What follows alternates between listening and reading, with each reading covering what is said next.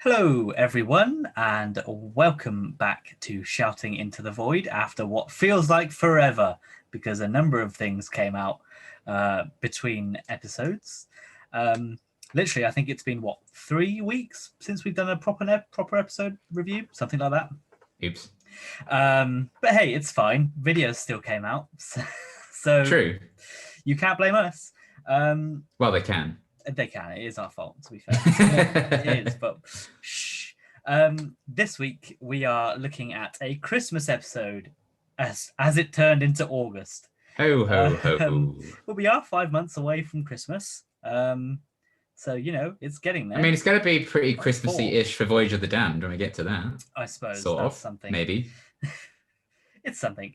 So yeah, this week is The Runaway Bride, which is the first episode after Series 2, although I don't know if it's officially Series 3, because BBC iPlayer classes this as the last episode in Series 2, whereas Blu-rays consider this the first episode in Series 3. So it's all confusing, isn't it? It's on the thing. There's never a companion in the Christmas special that's in the following series, so it doesn't really matter when you watch them. Because they can be played out of order if you wanted, I guess, other than the Christmas Invasion. But other than that one. Yeah. So this is the Doctor is just after losing Rose. In case you didn't know, you will definitely know at the end of this episode that Rose is no longer around. And it features temporary companion. I say temporary because she does come back eventually. Donna Noble, played by Catherine Tate. Effectively, Donna Noble arrives in the TARDIS somehow, and they need to figure out what the hell's going on. She was in the middle of her wedding. She got transported into the TARDIS, as we saw at the end of last episode. And hijinks ensue. So, what did you think of the episode? I enjoyed it. Mm-hmm. It was entertaining. Sometimes for worse, but it was entertaining. In terms of I don't want to just always be like, which Christmas episode is the best? I do prefer Christmas Invasion, I think, I would say. Okay. But I feel like this one is more fun than Christmas Invasion was, because that was all regeneration angst. We've kind of gotten over that. I mean, there is some Rose angst, of course, which still. Yep. But yeah, I think ultimately I really enjoy the dynamic between the Doctor and Donna as it ends up. I think, some of the stuff the villain does is a wild ride. Mm-hmm. That's pretty entertaining, again, for better or worse at points. But yeah, it's a fun hour, I guess. I like that it does put the Doctor in the place where he needs someone new next season. I like that Donna tells him to find someone, even though smash cut to last episode where he's like, on your own? He's like, yeah. Literally the end of the very next episode. He hasn't even gone to bed and he's asked someone else to join him. But yeah, it was fun. I had a good time with it overall. And I enjoy that. I think Series 4 retroactively makes Doomsday worse because Rose comes back. I feel like Series 4 retroactively makes this even better because of Turn Left and that big moment. So yeah, there were some really good moments in it. There's some fun chemistry between all the leads, some cool twists and turns. Not, the best episode of all time, but I had fun. Yeah, I think for me, I haven't rewatched this one in a long time. I think mainly because when I used to watch on iPlayer, I would be like, I don't really want to watch Series 2. I've watched it a lot and go straight to Series 3.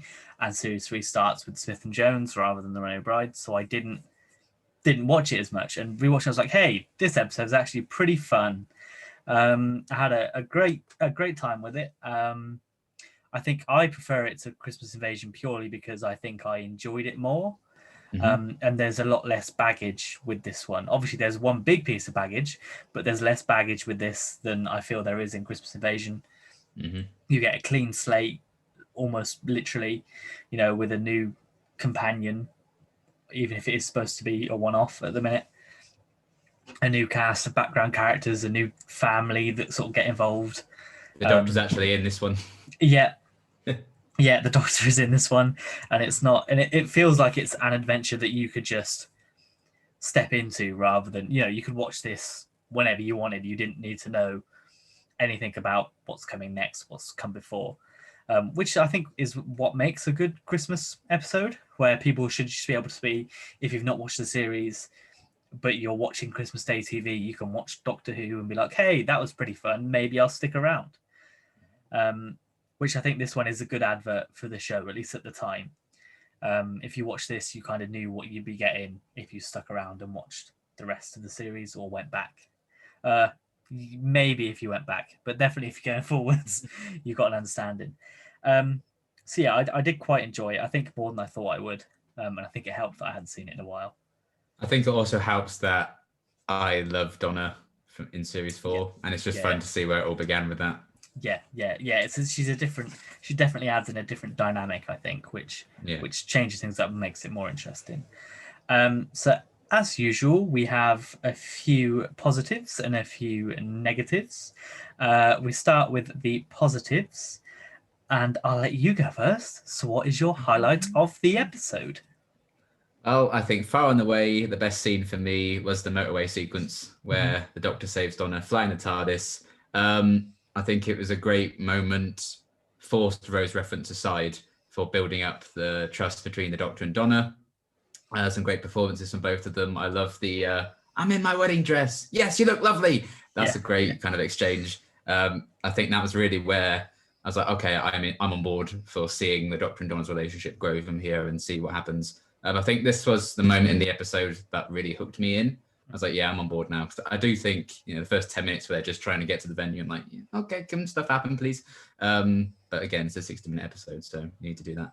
But this is where it really clicked with me. A very different kind of action set piece that they haven't really done before or since. And, it's not something you want to do necessarily all the time. No. Because this isn't really how the TARDIS works. And as we've seen, it would break down and needs a bit of a rest after doing this. So you just couldn't do it all the time. But I just love the visual of the TARDIS ruining people's days, smashing into their cars, causing expensive damage over Christmas so they lose their jobs and everything like that. Do I like the kids in the car cheering them on? I think it's quite sweet. Like, jump and celebrating, and the parents not giving a shit. It's like, what? Shut up. I like everything with that. And it's just a fun little set piece that really gets the episode going for me. So very fun little thing. The car chase is on my list. It's not my top positive, but it's definitely on my list. Just because I think last time we saw the TARDIS do like this actual flying was in Parting of Ways, where it flew into the Dalek missiles, and I always liked that image of it like rapidly spinning as it moved, as if that was how it was flying. It just spins and it goes. And I like that he has to like rig some kind of system to make sure that it can stay in the present and keep like up with the car. I just like the fast pacedness of it. It's the most Fast and Furious, I think, Doctor Who's ever got. And it has generally surprised me that we've not had anything like that before or since, really. I think the CGI in that holds up quite well as well. I'm not thinking, oh my god, that looks terrible. Because I think part of that's because you're engrossed in the moment with how tense it is. I also don't mind the children in the car, which I think is a first. Me finding the child actors in an episode fine. Well, these two child actors in these the episode. Two, because they don't actually have lines we can hear, probably. But. Yeah, definitely. And I think at the time I like resonated with that as well, because it was a case of like, hey, because when you went on the car journey, like, hey, I could see something like that. I could just look out the window and maybe I'd see the TARDIS flying about. I think that's effectively why it's in there. It's that kind of magic that Russell wants on Christmas. And it does help the dynamic. I think after Donna gets rescued, she trusts the Doctor a lot more. She definitely feels that he's the one that is supposed to be helping her. Like he's not the bad guy in this situation. Which I think definitely helps them bond and also the plot move forward. I think it's definitely one of the highlights of the episode, which is why it is on my list. But sadly, it's not the top spot. The top spot in this is just the humor. Throughout this episode. Obviously, See, this is how you do a good comedian guest appearance. Looking at you, Love and Monsters with Peter Kay. Because obviously Catherine Tate is a comedian. She had a comedy show at the time, so she was known for the humor, and I think that comes across quite well. A number of things, obviously in the car chase, the Santa's a robot line. I'll see you in court as she gets in the taxi. Effectively, the whole first 10 minutes is very sort of Catherine Tate, which is fine. I'm glad that they don't keep that up throughout the whole thing, but there are more subtle bits of humor as well. Where she's, I'm a pencil in a mug, that line as well, where he's got it in the office. The segues when they're driving down the tunnel in the segues, I thought is a very unique way to travel about, and it's strange that it's in there, but it's still quite we'll come back to that. Okay. And also when the sonic screwdriver releases her from the web and he completely misses and she flies underneath, I also thought that was quite funny. There's a lot of, I think this is definitely after the previous episode, most of the back end of last series. This is definitely the funniest I think Doctor Who has been in quite a while. Purposefully funniest, for sure. Yeah. The one that's trying to be funny and succeeds, rather than one that's just bad. But yeah, I think, and that helps again because I think their chemistry is great, and obviously Catherine Tate's a good comedic actress. So yeah, I think that was a particular highlight. I noticed it a lot more in this, and I think that sort of carries on into the series 3 and 4 as well. The humor in this, I think it really sets a baseline. But yes, so what is your second positive then? Okay, very specifically, right, the performance of Sarah Parish and the design of the Empress of the Arachnos specifically. Right. So I think, if I'm truly honest with myself, I think the character is a bit shit. Yeah. But you can tell Sarah Parish is just giving it her all and just having an absolute blast with it. I mean, she could have easily been drunk for this entire filming schedule. I think she puts that energy into it, and I like that. I appreciate that. I think the actual design of it's actually quite impressive, and I think the makeup and everything still holds up really well considering this is 2006. I think they do a really great job. I think probably performance and direction wise, making it not so obvious how static the actual prop is, like the rest of her legs and stuff. And I don't think it's like, oh wow, that's just not moving. I think they do a great job of kind of hiding that fact. And yeah, it's just big spider lady. It's something that would have definitely creeped me out at the time because I'm still not big on spiders. Certainly wasn't then either. But it's always been a design I've remembered. I think it's a very unique one, even though you think, oh, giant spider, that's the most generic thing anything in any genre can do. But, you know, the kind of humanoid kind of side to the Sarah Parish part, I think kind of elevates it a bit. And yeah, it's just a very entertaining, if a bit pants villain. But maybe that's something you need for Christmas Day. Very pantomime, I would say, which I think is appropriate for Christmas Day, because all the kills me every time with how like, oh, come on now. Some of it was funny, some of it I was like, oh no. But yeah, I just think visually it's a really interesting villain. And probably the last thing I would have expected for like, oh, what baddie would they be fighting on Christmas Day? Because obviously we had the robot Santa's back. A big ass spider in a web star. So yeah, I liked the Empress of the Arachnos design, even more so the performance. I just think with all that makeup and stuff and the fake teeth and everything you had to do to sell that, I do think Sarah Parish does a fantastic job, really camping it up as the Empress. Yeah, that's fair. Although the Arachnos isn't on my top 3, it was definitely on the outskirts, especially the design, more than anything. And we said it last series, when Doctor Who goes practical, it holds up and it looks good compared to when it goes CGI. My Christmas dinner. yeah, exactly. Oh my god. And it's definitely a camp villain, but like I don't think she takes herself too seriously. No. unlike Love and Monsters, where I think Peter Kay does take it a bit too seriously at times, or at least he's supposed to be presented as a serious threat. Yeah, it does feel like she's just, I mean, I know she's there for kids and everything, and it's all traumatic how it ends up, but it does feel like she's just there for a good time, and I like that. Yeah. She's not there trying to sell that she's a really big, bad, sinister villain. She's just there because she wants something, and then she would, in theory, leave. But yeah, and the design, it's just the fact that it's all practical as well, I think really helped. There was no CGI other than when she's in the spaceship. I think maybe that's CGI, but then also it also looks very good CGI. I was thinking, is that practical with the legs behind the big web? But I was like, it's fine. It just looks great, and I've always liked the design. And it's definitely a non-serious threat for Christmas. It doesn't feel, again, it's nothing that will make you think just after your Christmas dinner, oh, well, don't really want to watch that. My Christmas dinner. even though there is definitely a dead man in the spider's web.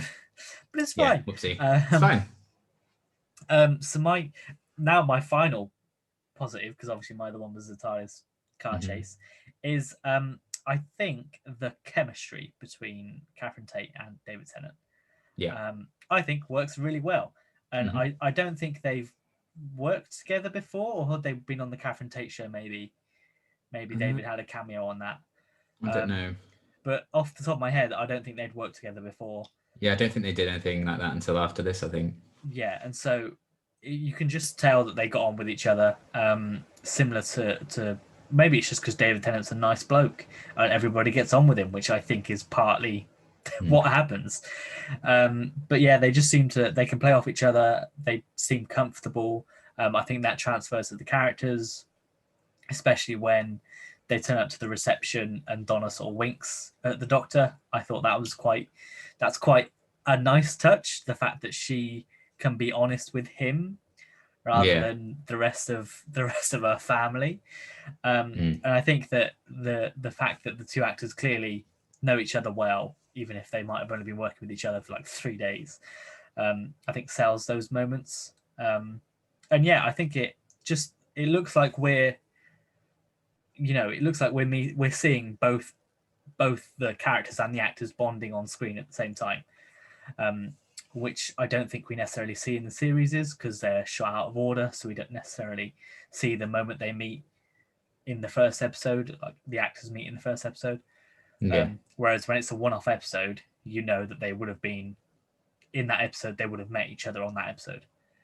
If you get what I mean. It's a very roundabout way of saying that they look great. It's great, and I like the dynamic duo.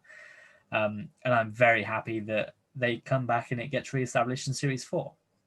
Yeah, and it is interesting to see a companion, future companion, I guess. It is interesting to see someone just say, no, I'm not traveling with you. I thought that was nice. Yeah, because often they die or they get left behind or something. Whereas this was actually a companion going, nah, I don't fancy it. Although obviously she then comes to regret that decision. Yeah, but in the moment she's like, you scary. Yeah, which is fair enough. He did just commit genocide. Oh, well, yeah. The army finished off. Basically genocide. He didn't kill the last one, but he definitely killed off the future of the loophole. And so, yeah, I think the fact that we see, like, it's strange because I think she goes through Donna. We're on to Donna now rather than the actress, but Donna goes through a mini character arc in this where she gets like halfway to I'm going to be better, and then that gets finished off in series 4, I think. But if Donna didn't come back, I think it's still a satisfactory arc for this episode for her, because she definitely comes out of it changed, as does the Doctor. And I'm glad that it was just a fluke that Catherine Tate came back in series 4. Because it definitely does add an extra layer to this episode.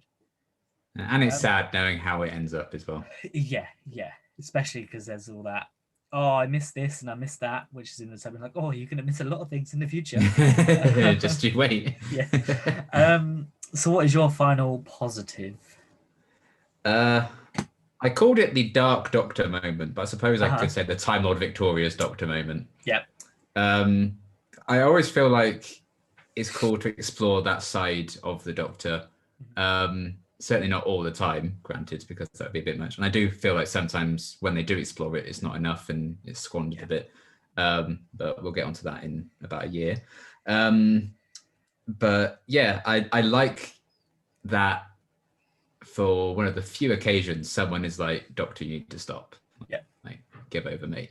And I think it works because he's just come off of losing Rose, which is a big kind of traumatic thing for him. Maybe his head isn't quite on straight. But I just like the, oh shit moment where he drowned some children who didn't know any better. And even if Lance had somehow got stuck in a web just above the spiders, he's like, hooray, I survived. He then just drowns anyway. But yeah, I think it's something the classic series was doing with the Doctor to explore a much darker side to him, a much more manipulative side to him. First McCoy's Doctor manipulated, the Daleks into destroying their own home planet. He was very much manipulative of Ace, like purposely bringing her back to some traumatic childhood memories to try and shape her and shit. So I like that there's still a glimpse of that darkness, especially coming from the Time Worn stuff. It makes sense exploring that in New Who. And again, that moment in particular, I think is really interesting when you watch Series 4 and you watch Turn Left. You're like, ooh, oh, buddy, you nearly died. Things could have got a lot worse. So it's just a very real moment in like an otherwise funny episode. And I think that's probably why it stands out so much, is because the rest of the episode is a bit more lighthearted and, it's Catherine Tate doing Catherine Tateism things. So yeah, I just think that's a big like, oh damn moment, and a different kind of way of presenting the Doctor that I do enjoy. Yeah, I do. I think every time the Doctor becomes serious and almost killer, I think is a good moment in the show. If we think of like Just Gone with Chris Ferguson, he had that a fair bit. And I think we lost a bit of that in Series 2, probably because the Doctor himself got maybe a bit complacent, thinking that nothing could go wrong. Everything's fine and dandy. Me and Rose are going to be traveling, whatever. And he kind of forgot that, oh shit, things can end and people can die. At least, to himself, obviously, all those adventures, people did die. But he didn't think it would happen to him, and obviously it has. And so now he's back into that.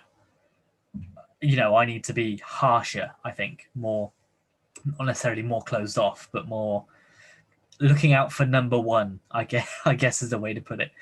And we get more of those moments in this series. Obviously, Family of Blood is a good example of that. Yeah. And then we get it in Series 4 with the Doctor's daughter, where he almost kills the Sergeant Man. And obviously in Waters of Mars, we also see a vindictive side, I think, of the Doctor at that point. And this it builds up from this moment. It does get more and more losses builds up to the Waters of Mars and Time Lord Victorious and all that kind of stuff. Which is excellent to see. I like it. I just like the fact that it's more, he seems more three-dimensional than just a good hero that goes around saving people. He has that kind of dark side to him, which every good hero needs, that kind of other side, I think. Yeah. But fair enough. Although I finished my positives, I did want to give a special shout out to Lance. Not because he's a good man, as we've had previously, but because it's a good character. It's just you're not. I don't think you're a big fan of him when you meet him. Already, you kind of get the sense that he's a bit. He looks, too. You don't quite trust him, especially when you turn up to the reception and he's dancing with Catherine Tate's best friend. Yeah, with Catherine Tate's not best friend, but best friend that she still invites to everyone. Why? Yeah. Don't invite Neris. Don't invite her. I never understood that. Just cut her out. Get rid of her. But it's for comedy, I think. Yeah, I guess. So you never quite like him, and then he tags along, and then obviously there's the twist that he's, oh my god, he's evil.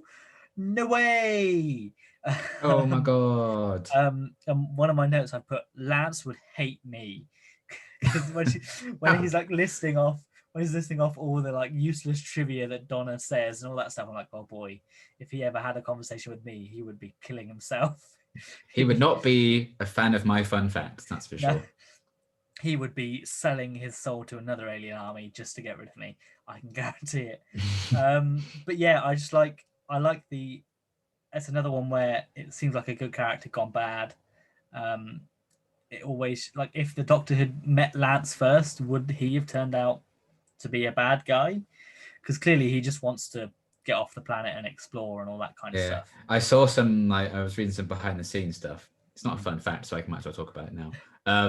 But they said that the moment Lance saw the Daleks and Cybermen invade, he realized how small the human race was, and he wanted to kind of see what was out there. And that's when the Empress got involved and stuff. So that was like the big moment for him, which I thought was cool. Yeah, and I mean that's good. You know, that's an interesting character. It's a shame that's not really in the episode. It will probably be in the Target novelization, but it wasn't in the episode. But yeah, and then the fact that he just gets his comeuppance when Donna just effectively disappears again. They waterboard him, stick him up on the roof, and then drop him in the hole. Which I think is excellent. I always love when these bad characters, well, yeah, bad people get their comeuppance, like Roderick in Parting of the Ways, where he literally gets exactly what's coming to him. And this is a similar character, which is why I like it, I think. So we will now go on to the negatives, unless you've got any other positive points you wanted to mention. I don't think so. Negatives it is then. Hooray! So I will go first for this one, and I'm sure people will guess what it is. Rose. Somehow. Right. So to be fair, in this one, it's not the character of Rose because she's not in it. It's not the character of Rose.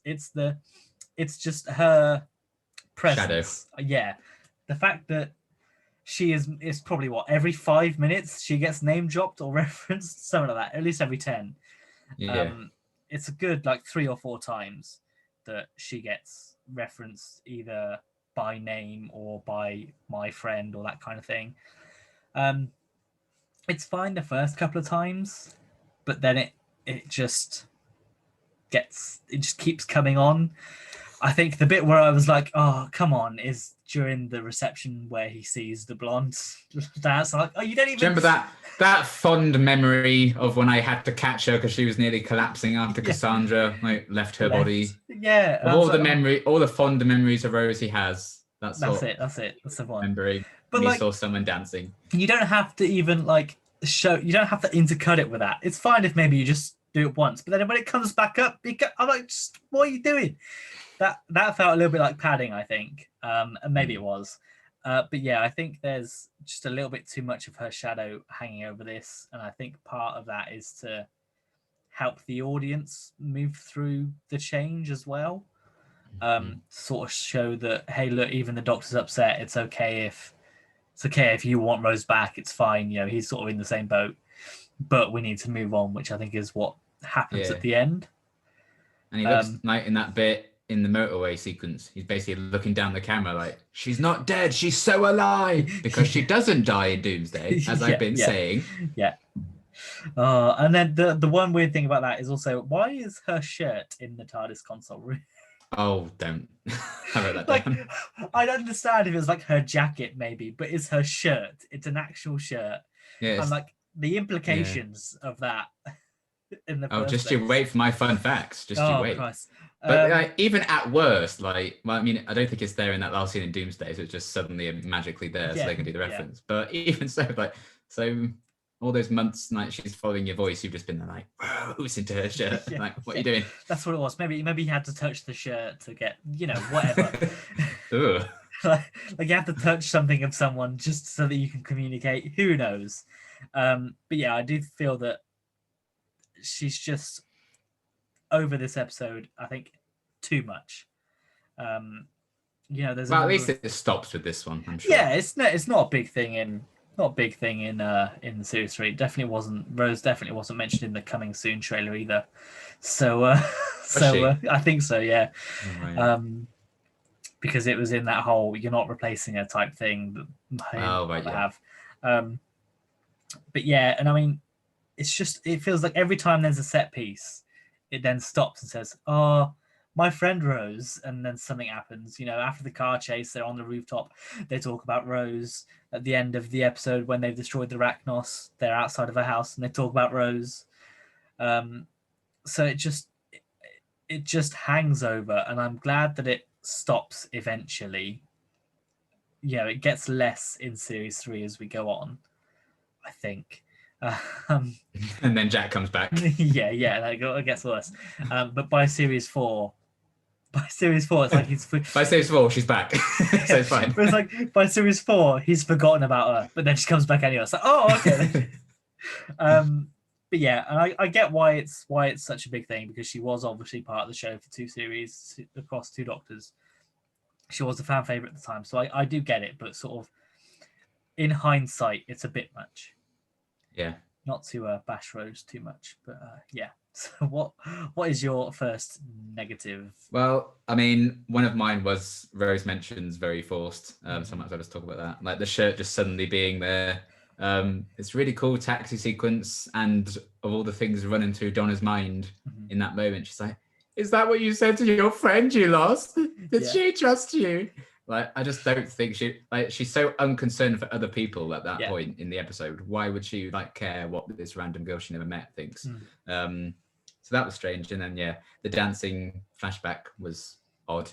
I think the only one that gets a pass from me is the one at the very end, when he's like, her name was Rose, because David Tennant sells the hell out of that line. There's not a single actor alive who could deliver that line better than David Tennant does, and it breaks my heart. His little catch in his throat. That one's really good. Because by that point, Donna has learned to care about other people a bit. So she would be like, okay, so what is this other woman's name and stuff? So I like that one, even though I then get distracted because I'm like, the TARDIS has never taken off like that before. I never will again. What are you doing? But yeah, for the most part, I'm like, oh, come on. We don't need this. We already had, especially because they had Rose leave, and then it's completely overthrown by Donna's cliffhanger arrival. And then now we have Donna, is overthrown by Rose and her exit. It's all a plan. Make it make sense. So that was strange, but yeah, that wasn't like my big thing, but that was one of my negatives. So fair enough. So my sort of other one, and I sort of had to stretch with some of my other negatives, but I liked that Torchwood was referenced in this. However, I think there's a lot of missed potential with its reference. So obviously the whole reason why the Arachnos is there is because Torchwood was drilling a hole to the center of the Earth, and that's where they found the Arachnos babies. I think there's such good potential there for the Doctor having to go around and fix all of these projects that Torchwood was working on and has caused a load of problems. And not even necessarily Doctor Who. That could have been what Torchwood was about. Captain Jack going around fixing Torchwood One's all of the problems they've caused. And I like that because it's sort of what we hit on in the last episode, was that Torchwood is there for that episode, then they're gone. You never sort of see their impact, at least Torchwood One's impact again. And I think this, although is a good example of what else they were doing, there's a lot there that you could have, just him being like, oh shit, Torchwood had all of these projects ongoing. They dug up a mountain and found and released some ice warriors or something like that. There's loads of potential there they could have for Torchwood intervening and meddling with things they didn't understand. And then having someone, because they've obviously it's been disbanded, they've all gone. So all these projects have literally just been left abandoned, like this one. And there's someone that needs to go and clean them up. Maybe they explain it at some point that UNIT took over and cleaned it all up, maybe. But I do think there's a lot of potential there that they could have done, and it's never occurred to me until I watched it this week to be like, oh, they dug a hole to the center of the Earth. That's a pretty big thing for Torchwood. Clearly they were doing other massive things other than this, especially with them having Torchwood 1, 2, and 3 or whatever it is. So although not necessarily a negative for the episode, I think it's a negative for the show, but definitely for missed potential, like we spoke about the whole of series 2 in general. But yeah, so what is your next negative? I just felt there were a few disjointed moments, I think, kind of tonally and character-wise. I think some of that just comes from the constant Rose references going back and forth. When they're trying to be funny, then suddenly it's like emotions and angst. My Christmas dinner. But even moments like that where you're like, oh no, Donna's heartbroken because she loved this guy and he's totally betrayed her, and then she's like, as she's watching them talk, I'm just like, I it's a few do, things like I that. do, I don't. I don't. Oh God. I mean, because I'm in two bites because it's ridiculously entertaining when she does that, but it's also so dumb. Yeah. But yeah, I was Sarah Parish, blessing. But yeah, there's just a few moments like that, and I think kind of a slow start trying to get to know the characters a bit. Mhm. I don't like the segue scene. I've always felt that's just off. I'm like, why is this here? And Advert for even more Segway. so because I've got some fun facts later on that Yeah. kind of tie into that, Right. and it just feels odd to me. Because I'm like, why? I mean, they don't need it though, do they? Because they could just say, "Hey, we've arrived at the right place." Straight after Yeah. we've got in, you don't need to. They've well, I've realized through my fun facts, they cut out like 3 or 4 whole sequences from this episode Yeah. of them getting to places in funny ways. Oh, And could I'm you just like, imagine? That would have been and I'm just hilarious. like, it would not have been hilarious. Because Depends. even this one, I was like, some of the ones they cut, I think would have been better than this, but Yeah. it just felt like, why are you laughing? It never quite felt right to me that they would do that. I was like, I'm on this So you're Lance Broom in this side situation. here. I'm Lance. I'm on his side in that situation. I'm like, what? You two are insane. I would betray them to a giant spider because these two are insane and laughing at nothing. Yeah. So that's kind of strange and a bit weird. And yeah, suddenly the extrapolator's there. I thought that was a bit disjointed as well. We haven't seen that since Parting of the Ways. And you're like, oh, we need to get out of this. The extrapolator's been behind this bit of the console this whole time. I've got it. Here we go. People are going to be watching this thinking, what the hell is that? Yeah, What is this? So there's just a few kind of character tied in moments, I guess, that felt a bit just disjointed throughout the episode. And at times, sometimes for good reasons, because I was just laughing so hard at how silly it was. It took me out of the episode a bit. So I thought, well, I've got to come up with something against so that you are. Like the child, it's Christmas, and then standing It's there, Christmas. then standing Like, there. well, of course it's Christmas. As the thing comes slowly towards her. Oh no! I'll just stand here and scream at it. I'm sure that's fine. I won't run away. It's Christmas. And you're getting nothing. It's Christmas Eve. Why aren't you at home? Yeah, it's not even Christmas yet. It's Christmas Eve. Yeah. That's fair. I get what you mean. I quite like the segue scene because I think it shows how the Doctor and Donna are already like comfortable with each other. And shows that Donna wasn't supposed to really get married to Lance in the first place because he clearly from that scene doesn't have the same interests and personality that Donna has. Yeah, I love that he had no intention to marry her as well. No. He just had to because he needed to keep the plan going. Yeah. Which is fair enough. It's fine. I guess it's fine. So my sort of, I think last positive is I have to pick one of these. I'm gonna go with because it's super. Pick one. Well, I've got one that I don't. They're both sort of like on the edge. I'll just say both. One is that we see another of Ten's superpowers in that he whistles to get a taxi to stop. How does that work? Right. So he just whistles and then the taxi, I guess, stops, turns around and goes to pick them up. I just don't like that. Yeah. Because it just doesn't make any sense. Like they've been waving at the taxi, they haven't stopped, but I guess a whistle was fine. Can he control the taxi driver's mind with the whistle? Is that what happened? Maybe so. It's one of them things that the 10th Doctor did a lot in series 2, I think, where all of a sudden he could read minds and do a load of other stuff. And I was like, what? Isn't he just, that's why he has a sonic screwdriver and stuff, so he doesn't have to do that. He also uses the sonic a lot in this one. Yeah. But that's I'd rather that than him whistle. Yeah, hypnotize a taxi driver. I know. But they then insult because they don't have any money. I'm like, the taxi driver's right to leave you. Yeah, I know. But he's absolutely right. The survivor is Christmas. God. Christmas Eve. He's going to want to make the extra money. Yeah. So yeah, that was a bit fine. I can get over it. And then that kind of leads into my other point of that it kind of drags at some point in this episode. You could tell they're trying to fill an hour. Instead of 45 minutes, because that when they're trying to get a taxi is a long sequence. They like 3 different. They keep trying to get taxis. 3 different people yell at them, and then then they get in the taxi, then they have to get out the taxi, then they have to go to the phone booth, then they have to go to the cash point, then they have to go back to the phone booth, then back to the cash point, then back to the taxi.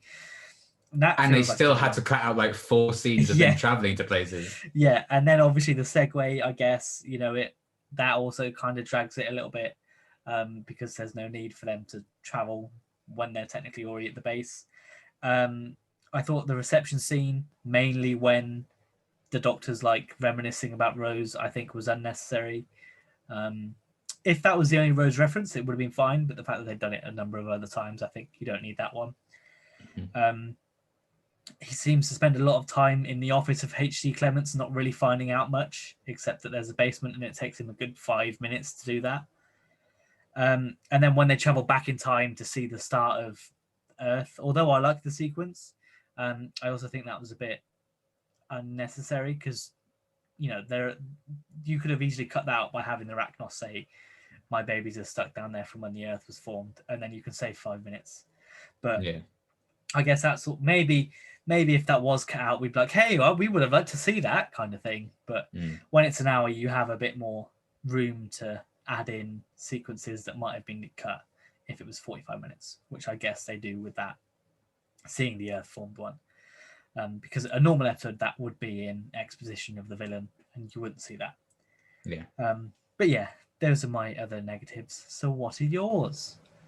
My last little one, I guess, is I felt like the villain's plans ended up just being a little bit, a bit messy.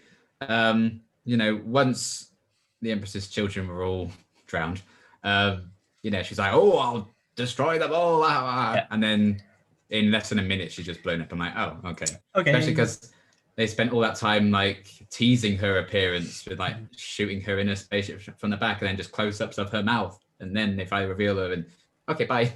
I thought like that was a bit messy, and the fact that the remote controls that the robot Santas could use to control the baubles also controlled them once the Doctor got his hands on it. And he sonicked it. Let's just say he sonicked it. Even so, that's shitty technology to put it all into one.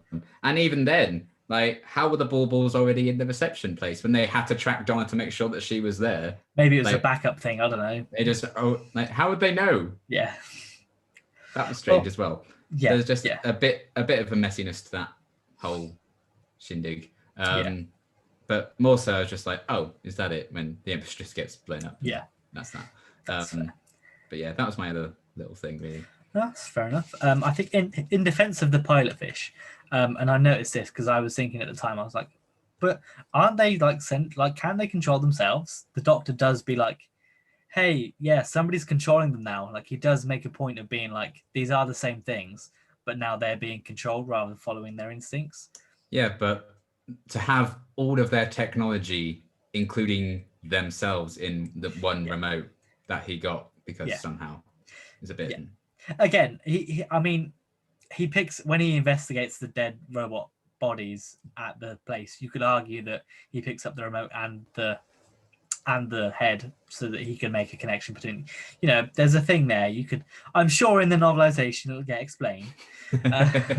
Oh, I'm sure. Yeah. That forgives it. I quite like. I think that I have a soft spot for the pilot fish purely because I must say I much prefer their appearance in this one than Christmas Invasion. Yeah, I think they look a lot better as well. Yeah, without the Santa stuff, I'd love the design of the robot face. It's quite nice. But yeah, I think those are sort of all my points really. Unless you have any other additionals. I do not think so. I will add that this is the first mention of Mr. Saxon. On screen, yes. There was a newspaper and other monsters, but this is the first on-screen mention. Yeah, so this is sort of the first time where he's actually brought into attention, I think. Which obviously we'll keep an eye out for in the rest of the series, because I think this one, maybe Saxon is more obvious when he's there compared to Torchwood last series. Oh yeah, like Lazarus Experiment and 42 and stuff. They really kind of say this is the guy we need to look out for. Yeah, so it is interesting, and I'm excited to see where that arc goes. I've no idea what it could be. Who is Mr. Saxon? No idea. So before we rate the episode, What are your fun facts? Maybe Oh, they'll yes. influence my number. Maybe if you tell me a fun fact that's very God. fun, it'll be a 10 Well, out of I've 10. got a double side of fun facts Oh today, boy, folks, bumper because episode, it's guys. Christmas after all. Right then.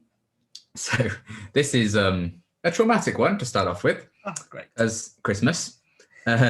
So it just said during the filming of one scene in like when they were shooting in the street. I assume, based on what happens, it was when they were blowing up the Empress and the soldiers and stuff. Right. Guests at a hotel next to it were left terrified and frightened and woken up by the sound of gunfire and explosions coming from outside because they had no idea filming was taking place, including one guest who had just returned from the conflict in Israel. Oh no. So that caused a bit of controversy, which I didn't know about until I read this. So apologies to you people for a very, very bad night. Despite this story being set at Christmas, the story was filmed in late July with an average temperature of 33 degrees Celsius. You definitely can't tell. With all the leaves on the trees and everything like that. Definitely and then not. Clearly like almost sweating on that rooftop. Yeah. When they got out of So the sequence of the Doctor saving Donna from the taxi was actually shown as a preview for the episode for Children in Need that year, which is fun. Catherine Tate was unavailable for the read-through, so Tennant's girlfriend at the time, Sophia Miles, aka Madame de Pompadour from Going to the Fireplace, read in for Donna, which I think I would like to see that footage. The Doomsday cliffhanger was refilmed for this episode as they had new cinematographers working on Series 3 and they wanted the show to be a lot lighter and particularly in the TARDIS. So they really could have just not bothered and ended Doomsday on a sad note and then just brought it in. There's no point. Instead of ruining the sadness at the end. So that's fun. A scene was filmed but cut continuing on from Donna finding Rosa's top in the TARDIS, where the Doctor angrily throws it out of the doors into space. Angrily. Yeah. Julie Gardner says it was cut for being too melodramatic. Oh, really? In an episode where we have a giant spider lady going, hey, that's dramatic. That's not melodramatic. Okay. So that would have been funny to see. I also feel like it would be a bit weird for him to throw something like that into space. It sounds like he's angry that she's gone, which I don't think is you can be angry, but not at her. Yeah, that was it would have been weird. So I'm glad they got rid of that one at least. This is the first time the Doctor references Gallifrey by name in the Revive series. Oh, interesting. That is a fun fact right there. That's probably why it's so dramatic when he says it. yeah, probably. Oh, those slow cuts of her face. Right. She fills me with so much joy. Some fake banknotes were used for the scene where the Doctor gets money from the ATM. They had £10 notes with Tennant's face on that said, "I promise to pay the bearer on demand the sum of 10 satsumas," and also his quote, "No second chances, I'm that sort of a man," in an episode where he doesn't give the babies a chance and drowns them. And in 5 episodes' time, he gives Dalek Khan about 3 different chances. And then they also had £20 notes with producer Phil Collinson's face on them that said, "There's no point in being grown up if you can't be childish sometimes," which is the 4th Doctor's quote from his debut story, Robot, which is fun. And that is page 1 of our fun facts, friends. Yay. So the fun only continues. We've already talked about this. Is the first on-screen mention of Mr. Saxon after Love and Monsters. There's a slightly revised logo introduced in this episode, and this is the first time the logo has ever changed in Doctor Who without the title sequence changing alongside it. I couldn't have told you it was a different logo. Yeah, they revamped the colours a bit and made it a bit more simplified, I think. Sure. There's a sequence that was shot but ultimately cut where the Doctor and Donna took a bus to go to the wedding reception. And this would have seen an appearance from Mrs. Croot from Love and Monsters, which is the woman who's like, "Oh, that's Rose Tyler. That family lives over there." Okay, yeah. So she would have been in that, but they cut that. That's a shame. Another deleted scene from the episode had the Doctor, Donna and Lance travelling to H.C. Clements in Donna's pink smart car. Oh, that would have been great. David Tennant's parents, nieces, and sister-in-law appeared as extras in the scene, but it was cut. Probably because they thought, there's so many scenes of them traveling to places in funny vehicles and humorous things. This is comedy gold. You know what we need in this scene? You know what's missing from this scene? A car. Sequence when they're traveling somewhere in a funny way. I wonder if they're on like the DVD special features maybe, or if they even got that far.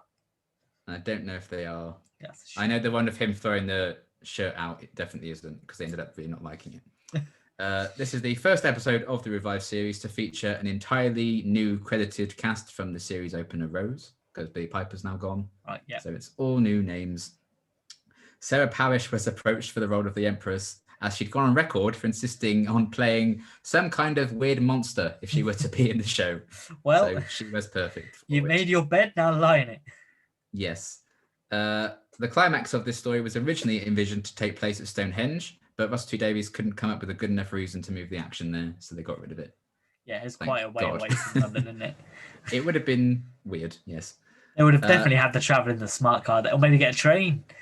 Yes. And then finally, Russell T Davies had the concept for this episode from the very beginning and planned for it to be an episode in Series 2, but he delayed it to Christmas special after Billy Piper announced her decision to leave, and that episode was then replaced with Tooth and Claw. So thank you, because I love that episode. So I wonder how he would have sat at Torchwood otherwise. It would have been interesting. Yeah, well, I guess Torchwood would have been maybe that. It would just stayed in my hand. There you go. Oh, maybe it just would have been Torchwood in that episode. Maybe that's why they're in this episode, because they were supposed to be in. Who knows? We'll never know. Knowing Russell, he wouldn't have written anything until a week before it was being shot anyway, so it wouldn't have mattered. If you're lucky. Would have been in there. Yeah, day off. But we've got Tooth and Claw, which I love, so that's fine. That's fair. Oh, some lovely fun facts. Indeed. So that leaves one thing left. Rating. Out of 10, what are you giving the episode? I'm going to go for 6.5. Interesting. It was a fun time. Yeah, I'm going for 7.5. Nice. Again, I think because I quite like this episode. I think because I've not seen it in a while, I probably enjoyed it more than I would have if I'd seen it more often. Mm-hmm. And yeah, I just had a lot of fun with it. I can overlook some of the issues I have with it just because I thought it was a fun episode. It's a pretty decent Christmas special. And when it is a Christmas special, I think you have to give it some leeway in being what's the best way of putting it? A different episode. A different episode of Doctor Who. Although this is far from shit. Yeah, no, 100%. And episode of Arachnos did account for an extra 0.5, I must say, because I just find her so entertaining. So she was a 0.5, but then the fact that she was so jarring was a 0.5 down. So. Yeah, so what can you do? Yeah, I think I have to give it some leeway because it's a Christmas special, and you expect them to be more like entertaining than. I'm going to make a note of that. Yeah, that's fine. Because the only Christmas special I really hate is a bloody Doctor Widow and Wardrobe. That's the worst. But you have to give it some leeway because it's a Christmas episode. And that's why I'll get 0.5. Okay, that's fair. I mean, no, you've got to give it at least one because Alexander Armstrong's in it. He's wasted, but okay, all right, 0.75. It'll be our first point. Fine, I'll accept that. That's a long way off. Watch us actually really love that movie. Watch it now. I mean, maybe. I highly doubt it, but maybe. I'd be very bloody surprised. But... Oh, never mind. That is a long way. But first, we have Series 3 to contend with, and that's what we'll start with next week with Smith and Jones, in which we're introduced to Martha Jones, reintroduced to Free Mashman, as some space rhinos take a hospital to the moon. What are your memories of the episode and how are you expecting to find it? I remember really liking it. And I definitely loved the Jadoon. I was always really impressed with how they look. And clearly people did take them to their hearts because even as soon as last year, they were in the series. So yeah, I think it's a really good introduction to Martha. Less good introduction to her family because I hate most of them. I think David Tennant's really good in it from what I remember as well. Because it does feel like they're very separate entities for a while, and then it's the Doctor and Martha, which I quite like, something a bit different. I love the idea to set it on the moon. I'm intrigued to see what I think of Florence Finnegan and her special straw and the literal slabs. I mean, it can't be any worse than the slab of concrete from the Monsters, those slab things. So at least I don't think anybody has sex with these slabs. So I don't know. I bet Florence does with her special straw. Maybe, who knows? Who knows what kind of add-ons they have? Hopefully, there's no deleted scenes I need to read about concerning that. Some fun facts. Oh, no. These are not fun facts. Cancel the show. But yeah, I remember enjoying it. I think it's a really solid start to the series, and I look forward to seeing if that is truly the case. Yeah, I look forward to seeing how it goes. I want to see how much Rose hangs over this episode. I don't think she does as much as she had for the Runaway Bride, but we'll find out. Again, I think Martha's an underrated companion, so I'm interested to see how she starts off, because she's, I think, from a more academic background than many of the other companions we've had so far in the show. And to be fair, that we're ever going to get, maybe you've got Rory as the nurse in series 5, but other than that, maybe River Song, you've not really got a smart companion, like a academic companion. They all tend to be, which is because they're supposed to be relatable to the average person, which isn't very smart, but not very smart, but very academic. Not everyone's a doctor. So it takes a lot to make a doctor companion relatable, which I think they do successfully in this with her family and showing that side of things. Hi, Martha. Hi. Yeah, but she's not part of the family. She's just a bitch. Well, try and tell that to the dad at that point. Yeah, at that point, yeah. But yeah, I'm excited for series 3 overall. The coming soon trailer, I think at the end of this one, although I know it's not on BBC iPlayer, I did YouTube it to see what it was. I do like I think I like most episodes in series 3, but we'll see how it goes. And I'm interested to see how the new dynamic works out with Martha and the Doctor, because it's, in theory, it's all brand new. So yes, we've not had a new companion yet in the revival. So let's see how well she does.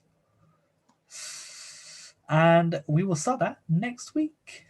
Should be the same, unless for some reason they release another trailer of series 13 and we're back for that. I highly doubt they will. They announced Joe's leaving again. Yeah. They could announce they won't announce the next Doctor within the week, but they Can you could imagine? But they won't. That'll be speculation for years, probably. Yeah. But yeah, we will be back next week with Smith and Jones. And we'll see you then. Bye. Bye.